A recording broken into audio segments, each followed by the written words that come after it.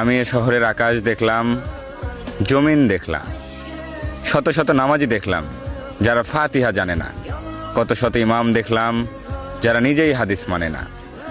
আমি এমন খাঁটি মুসলিমও দেখেছি যারা যৌতুকের টাকায় বিলাসিতা খুঁজে নেয়। আমি তোমার এমন ভক্তও দেখেছি যারা নিজের অসুস্থ বাবাকে বাসায় রেখে পীরের পায়ে তেল দেয়। এ শহরের কত কিছুর সাক্ষী আমি কি মাফ পাবো? যে কপাল তৈরি হয়েছিল সিজদার জন্য, সে কপালে আজও দাগ পড়েনি, তার জবাবে কি বলবো? এমনও ফজর যায়, জহর আসে, আসর পেরিয়ে মাগরিব ভাসে, আমি আজ বলতেই পারবো না এশা কাকে বলে।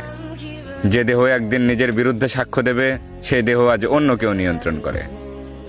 তাই আমি জানি না আমি ক্ষমা পাওয়ার যোগ্য কিনা। তবে পৃথিবীর সর্বশ্রেষ্ঠ গ্রন্থ কুরআন বলেছে, তোমার রহমতের তুলনায় আমার এ পাপ কিচ্ছু নয়। তাই পাপী হাত দুটি উঠিয়ে দরখাস্ত জানাই, ইয়া মালিক, এই ফরমালিনযুক্ত শহরে আমাকে ভেজাল মুক্ত রেখো।